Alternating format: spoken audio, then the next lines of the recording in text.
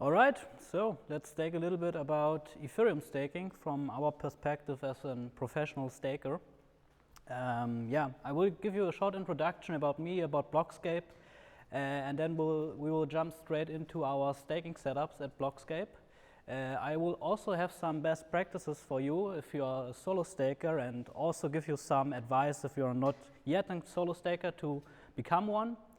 And in the end, I will just talk a little bit about the future of Ethereum staking. Specifically, I want to talk about two cool concepts. One is restaking and one is rainbow staking. And then we will have our conclusion, and you can ask me questions if you want. Alrighty, so let's jump in. GM, I'm Flo, and I'm working as a blockchain architect at Blockscape. That basically means I have two tasks. The first one is that I build stuff, which means I break our infrastructure.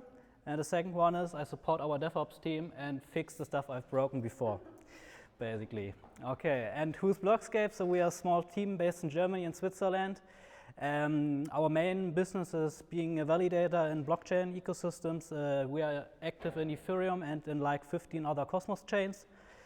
In Ethereum, we are part of Lido and Swell liquid staking operator set. We are also doing DVT with Obol and SSV. And I think we have currently 10,000 active validators. But we are actually doing a little bit more than just staking operations. So we have our own liquid staking platform called Unistake.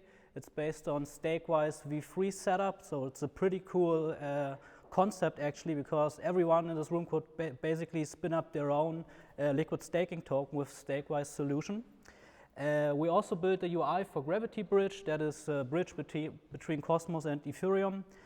We are active in the community, and also we are a small team. We are doing a lot of research and development and always looking at the next innovations. Okay, so let's jump into Ethereum staking.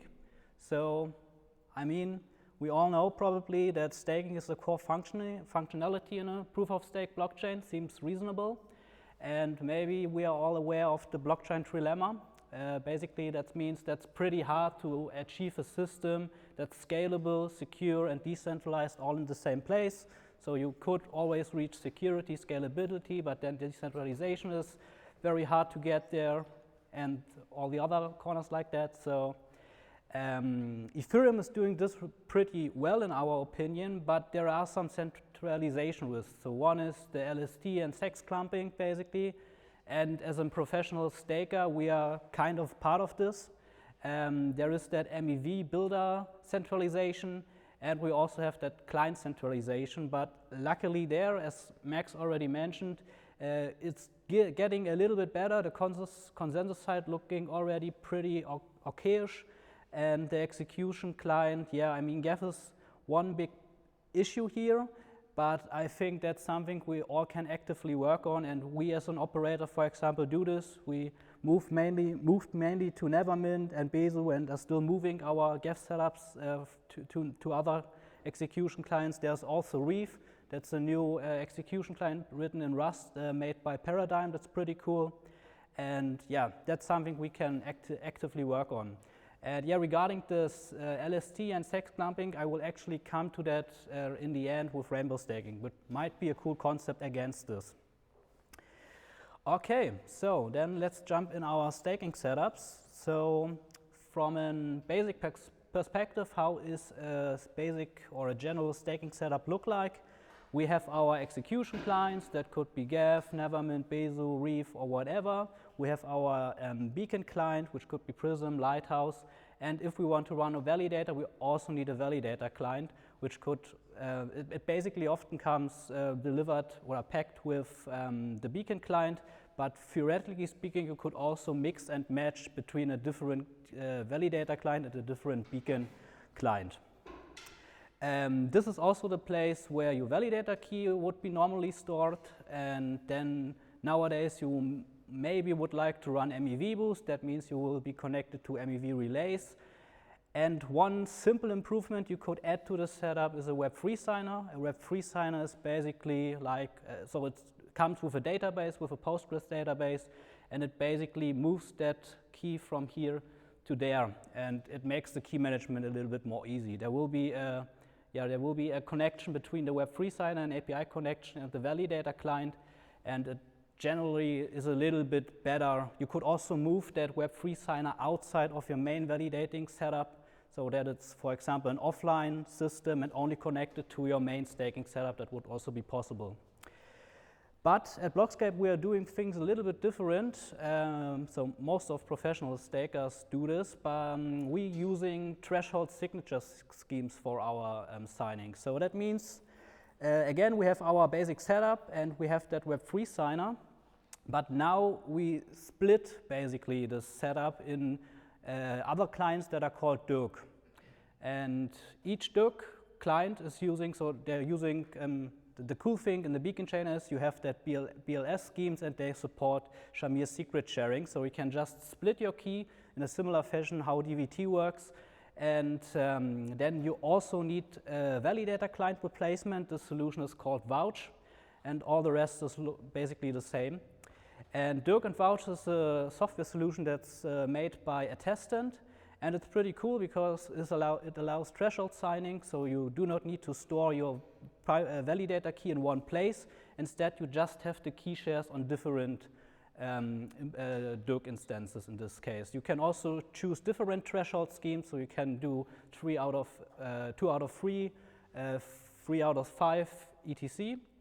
And this would be probably, that's a typical production setup for us. So we have like 3 servers in 3 different locations or data centers. And then you have on each of the first 2, you have a consensus and execution client and the Dirk instances. And the last one is only a Dirk and the Vouch. So one disadvantage in this setup is that you can only run one Vouch, because Vouch is doing the attestations or the validator duties, and you cannot run 2 or more, because that would lead to a double signing and in worst case to a slashing then. That means if the third server goes down for whatever reasons, we actually do a failover to another instance. So we will actually delete the server in the first place, then do the failover and just spin up a Vouch instance on one of the other. Then we have time to fix this, but in the meantime, the validator will still do its duties. So that's a pretty neat setup, yeah. Okay, so what are the advantages of Dirk and Vouch and the threshold signing scheme? So we have an increased security because there's no single point of failure. We have increased resilience. One node can go down and we are still doing our duties. We have at least a technical decentralization here, and we have that fault tolerance. The trade-offs, it actually adds some complexity to the key management. Now we do not have just one key for one validator. Instead, we have 3 or more, depending on your threshold you're choosing. It could have a negative performance impact. So higher threshold adds a little bit of latency to the setup, which could be worsen your effectiveness rate. And you need secure communication channels between your nodes. So it is not something you could actually do with third-party operators or with other guys. So you need to have a private net where the nodes can talk to each other. And therefore, it might be not the best solution for home staking. Okay, so but now there is that awesome technology called distributed validator technology. And Max already taught you amazingly how it actually works. So I will just skip this and give you just a short comparison between SSV, which is one of the service providers or developers of DVT solution, and Obol, and you know Obol already. So, and also Max already taught you the SSV node, as you can see here, actually replaces the validator client. The SSV node will handle all the charts, the key shares of your SSV setup or DVT cluster, and will do the peer-to-peer connection to the other cluster members and will do the validator duties. The rest is looking the same. In comparison, Obol, and that's pretty cool in my opinion, the Corone client basically just plugs into the validator and beacon client, and you can still mix and match and have awesome client diversity because you could run, for example, an execution layer GEF with Nimbus and then Lighthouse as a validator client, which is pretty cool in terms of resilience and client diversity. How we use SSV specifically in our case. So as I told you in the beginning, we have our own liquid staking solution called Unistake. And we actually build it on top of DVT. So we spin up 4 nodes. That is one DVT cluster. One is in Canada, one in France, one in Germany, one in Singapore. And they are talking to each other because they will do the validator duties for our onboarded validators. And performance-wise, it's crazy how good it actually works because, I mean, it's completely geopolitical, decentralized, and still doing awesome effectiveness rates. You can check it yourself on Rated, and yeah, it's cool.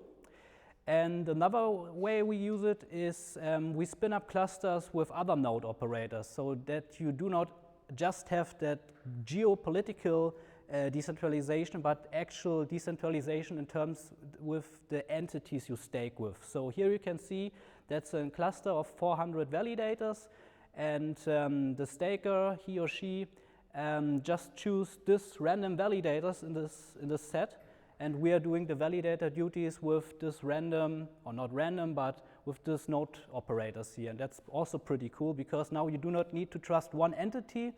You need to, we all need to be reliant, and at least 3 of them need to do their duty, that the validator is performing well. But I think that is also pretty cool. Okay, so then we will go to the best practices for solo staking. So I will just go into detail for 2 main solutions because I think they are pretty cool and differentiate from each other. The first one is DebNode. You probably, or you maybe had heard of it. It's a very user-friendly plug-and-play solution. You can buy their hardware completely installed, or it's completely open source. You can also install it on an old laptop or notebook or whatever you have that requires the hardware requirements for an Ethereum staker. It has a cool Telegram and email integration. That means if your validator goes down or there are important updates, you can get a notification very easily. It has a web management UI. So everything is everything is made with a graphical user interface, and you also have a sort of app store. So they call it Deb Store, and you can simply select your preferred staking solution. So you can go with Ethereum staking, you can do Gnosis staking. I think you can also run a Bitcoin node. Yeah, that's pretty cool. And on the other hand, I would want to talk about a little bit about Ansible. Ansible is a lot more advanced, and Ansible is not something made specifically for staking purposes. So it's a general open source framework written in Python. It's basically for the automation of setups of operating systems, and you can basically do anything with it. It has a steady learning curve. You can run anything, and one very, very cool thing is that the ETH Panda ops have made an Ansible collection, and this makes it insanely easy to spin up your validator with it. So but I will come to this in a second. And there are also a lot of other solutions, so these are just 2 examples, and here are just other ones you could use, so they are all pretty cool.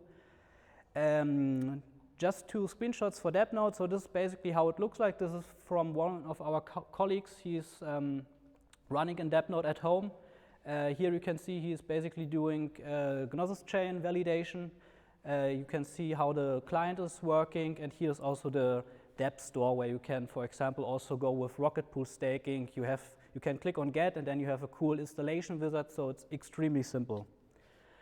Okay, Ansible. Ansible, as I told you, is pretty cool because this 30 lines of code will actually spin up a completely working Ethereum validator for you. That's all you need to do. You can even choose which clients you want to use, and it's extremely simple. You just need to add your fee recipient. You can put your validator key on it, and bam, you have your Ethereum staker at home. And one thing, one personal thing, I also used to use DebNode at home, but I had one major problem. I wanted to run an SSV node at home as well. And the disadvantage of the DebNode ecosystem is if there are new solutions, they need to firstly adapt it to the ecosystem so that they run with a nice UI and all that stuff. And I wasn't willing to wait for that, so I switched my home staking setup to Ansible. And the cool thing in Ansible, as I told you, is you can just use, if you want to run SSV with it, DVT, the DVT solution, the line 14 is the only thing you need to do.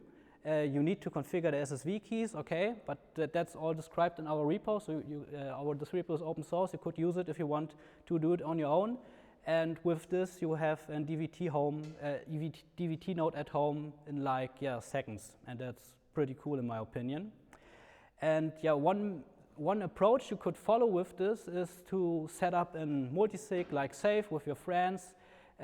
Create, especially for SSV, create your validator key, split it, create the SSV cluster with your friends.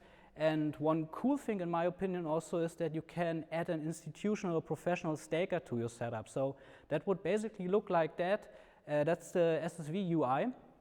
And you can see here that that's my home SSV staker. That's just another random home staker probably. And then I just choose two institutional professional stakers that will bring better fault tolerance and better resilience to my home staking setup, which is pretty cool in my opinion. And you could also do it with different cluster sizes like 4, 7, 10, and 3.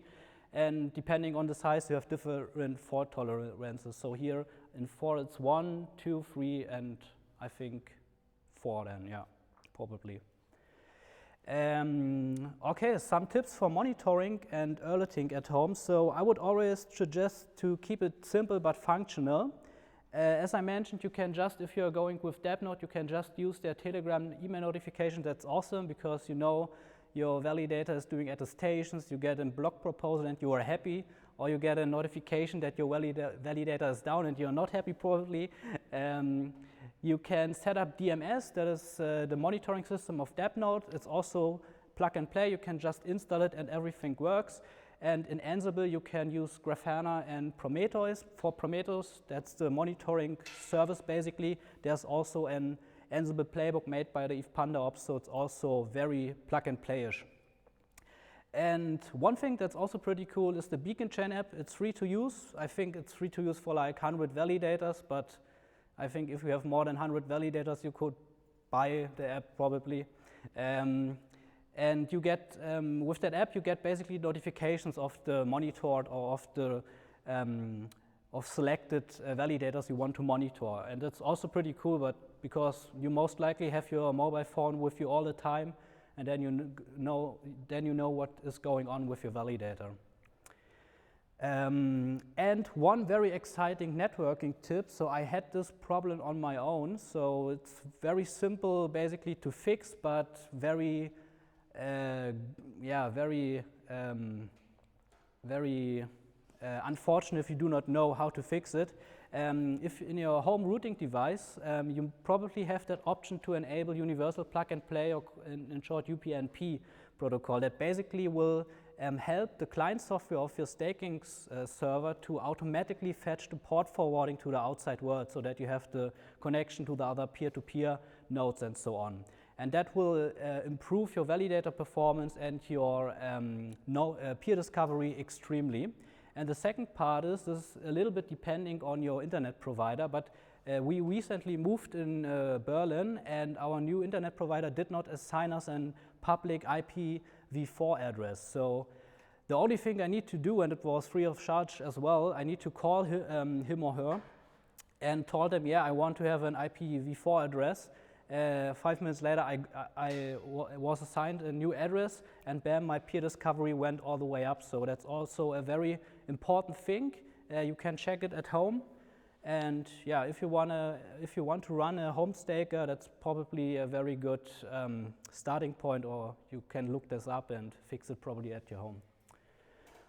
Alrighty, so finally we will jump to the future of Ethereum staking.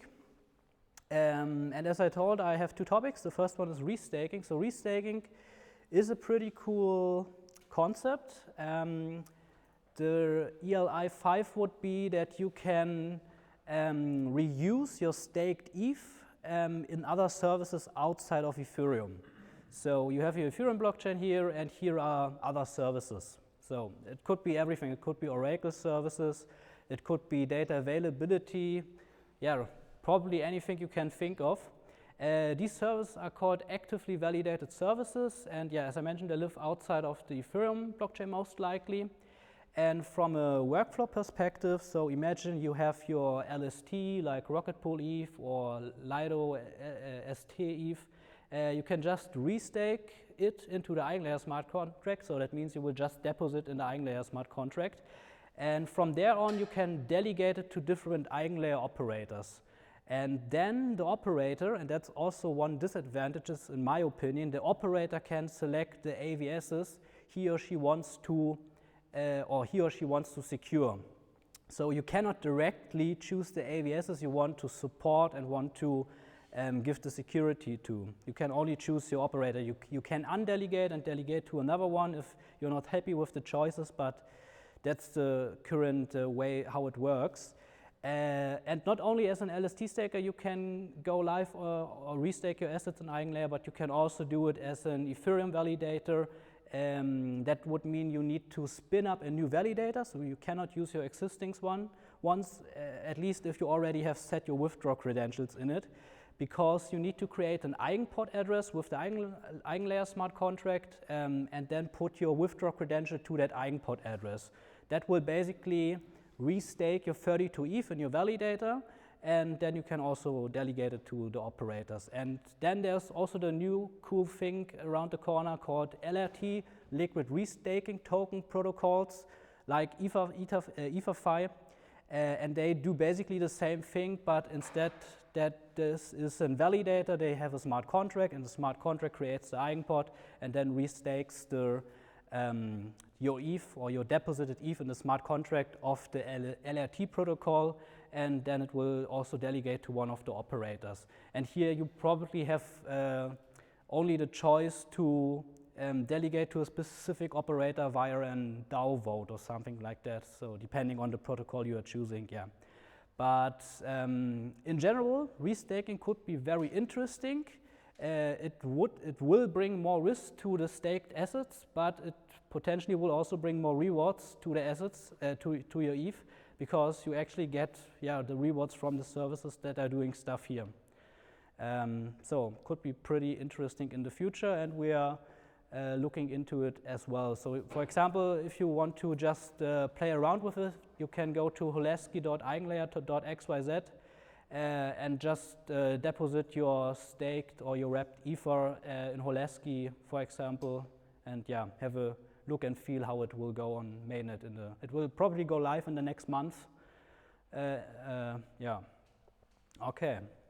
So, and then I just will slightly go over the rainbow staking proposal. If you want to have a deep dive into it, I can highly recommend this QR code with the ETH research post. But in general, rainbow staking is a new proposal made in the forum, and the idea is to widen the spectrum of possible participants in the staking ecosystem. So nowadays you have that one validator service, and everyone needs to run this one validator service. So there's no choice in services you can, or in duties you can actually fulfill as a validator. And with this idea, you can choose between different services you can run, or different duties you can run as a validator. There are heavy services, which could be the consensus mechanism, maybe in the future single slot finality, the block production in general. It could also enshrine things like DVT and liquid staking, and it will generate the highest share of rewards. And it will, as usually, it will provide the economic security and will be slashable. So that's similar to the things validators doing today. But on the other hand, you now also have the light services, and they could provide different things from the heavy services. So things that are not that hardware, that have not that high hardware requirements. For example, censorship resistance, so you could relay transactions, or inclusion list for better MEV protection. And the whole thing will not be slashable, or will only have very light penalties. So you do not need to stay online all the time. And potentially in the future it could run on a mobile phone or something like that. So that's a pretty interesting concept.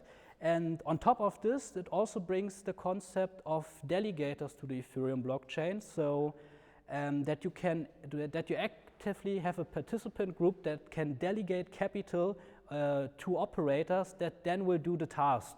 So that's also a novel concept for the Ethereum ecosystem. So that's something other chains had already, like Cosmos, for example. You can do delegations there to validation nodes as of today. But I think it's pretty cool because now every participant and every group in this ecosystem could find a place in the Ethereum consensus. So I think it's a pretty neat idea, and we will see how this turns out. So there's definitely something for the long term and not completely fixed yet. But yeah, a pretty interesting concept. And if you want to read more about it, I can highly recommend this QR code.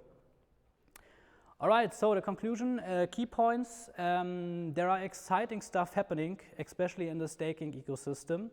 DVT is, in my opinion, a new driving force, and it will be very interesting if the max EV, the maximum effectiveness balance, will go up. And there might be validators with up to 2,480 ETH stake. So I think it might be a good idea to have something like DVT in place when you stake like the 64 times the amount you can stake today on a validator. I think it's also a pretty neat idea to have that staking with your friends with DVT, so to just sign up and use your friends and run a validator together. Restaking and eigenlayer especially is pretty interesting as a completely new concept that adds outside things to Ethereum. And what's also pretty interesting is the competition, because currently there's eigenlayer and there are no other big players currently, as far as I know. And it will be interesting if the competition will spin up in the future. And rainbow staking in the long term might be a pretty cool idea or pretty cool proposal to actually widen the ETH holder participation in staking. And all the key points, in my opinion, could lead to a more decentralized and neutral Ethereum, and that's amazing. And that was my talk, and if you have questions, feel free to ask them, or you can also join our Discord and write me a message there. That's it.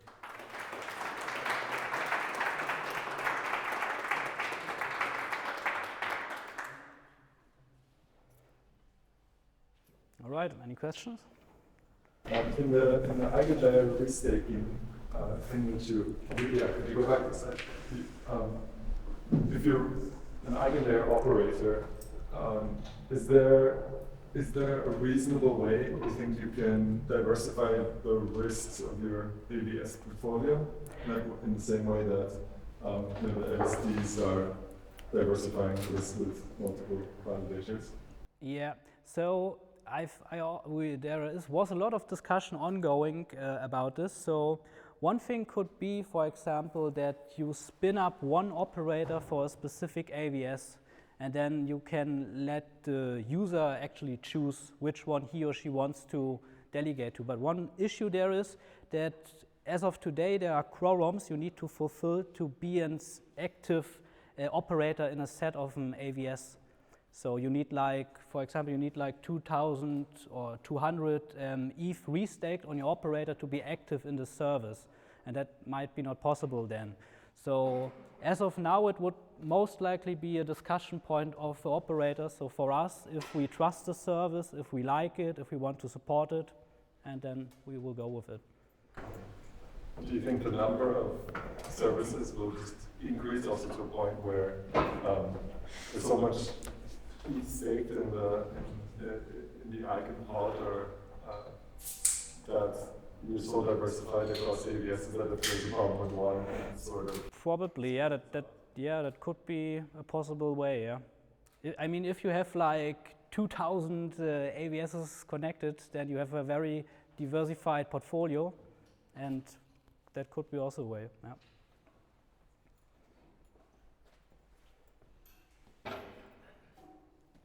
I'm just curious a bit about the business. You mentioned earlier, like the MEV part, that's also part of the whole business. And Max, he mentioned that there's like 3% on revenue basically on the invested stake. And you said like you run 10,000 validators, right? And so like 32 ETH by 10,000. So is that, do you have a picture like, is that Where's that basic business model? Is it just the staking? Is it the MEV? Is there a setup of that?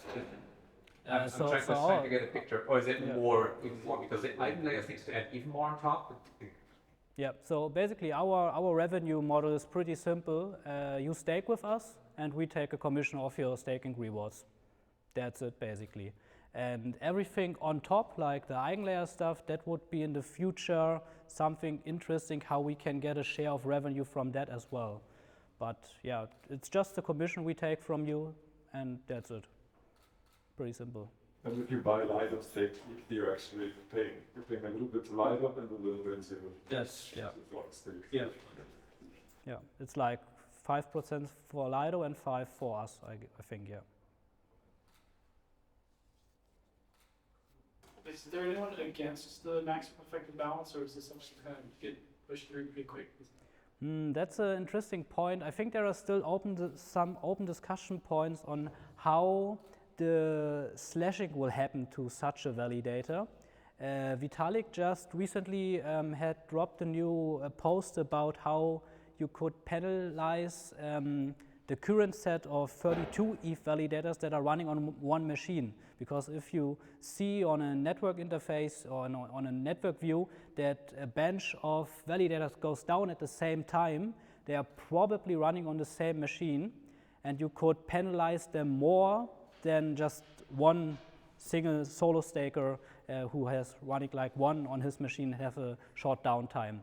And I think with this missing piece, you could actually have an discussion starting point how you would like to penalize or slash the big validators then.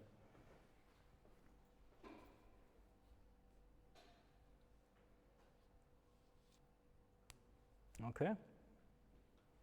Cool. Thank you.